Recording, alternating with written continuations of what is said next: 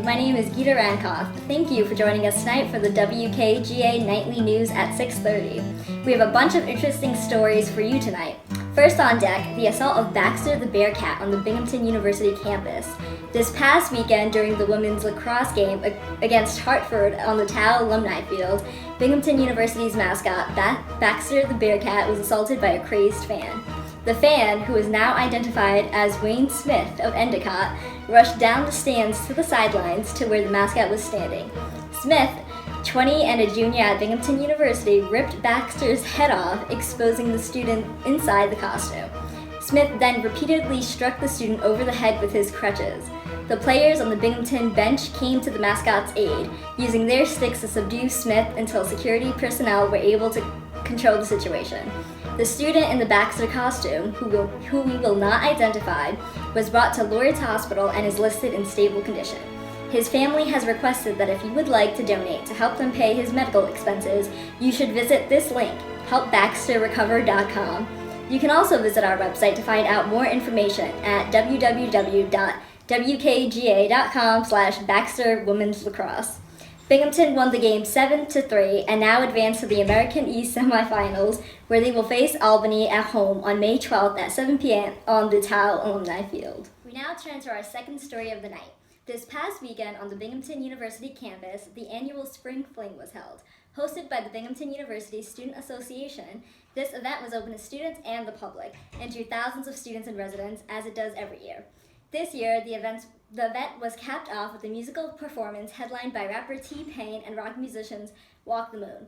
We now turn it over to our reporter in the field, Wayne Berkeley, who interviewed a student who attended the event. Thanks, Geeta. I'm here with junior Kevin Rasulo, who is majoring in finance and minoring in German.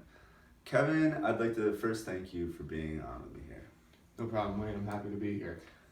The first issue at hand is the food. What was there and how was it? I'd say it was what you would expect from an event like this. Everything was fried and basically designed to give you a heart attack. The lines were unbelievably long, and they were not well regulated, similar to the bus lines here on Friday and Saturday nights.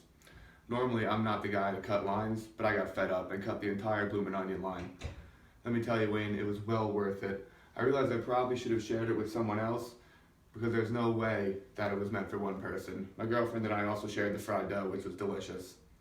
Straight back to the gym this Monday then? Yeah, without a doubt. Were there any events or attractions which you were especially interested in doing? Well, Wayne, to be perfectly honest, I'm not much of a ride kind of person, so I didn't go on any. Some of the rides featured were your typical gigantic slide and bumper cars that you'd normally see at something like this. Besides these two, all the other rides looked like death traps. One event that I did go to, however, was the Puppies and Kittens, at the request of my girlfriend. She's obsessed with cats.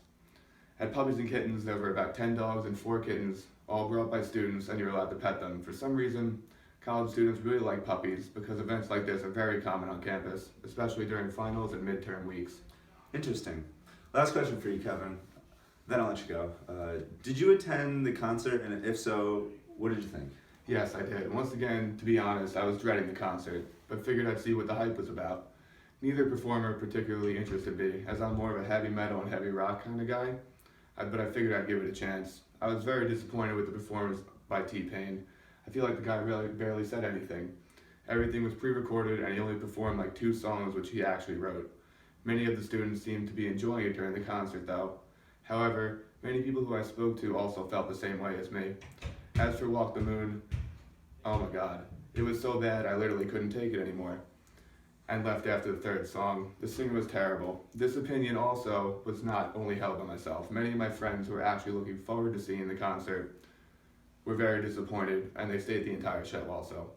Apparently the only highlight was when they played their most famous song, Shut Up and Dance With Me. I wish for next year the Student Association Programming Board, who chooses the artists for this event, did a better job choosing them. Hopefully they'll learn from their mistake this year and will pick better musicians for next year's event. Strong opinions from Kevin. Once again, I'd like to thank you for coming on, and now back to Geeta. Thanks, Wayne. Thank you, Wayne and Kevin. Now to our meteorologist, Asma Nashed, for the 7-day forecast. Thank you, Geeta. Tomorrow is shaping up to be a nice one. We're expecting the sun to shine the entire day and for temperatures that do not dip below 60 degrees. The high is expected to be 75 degrees.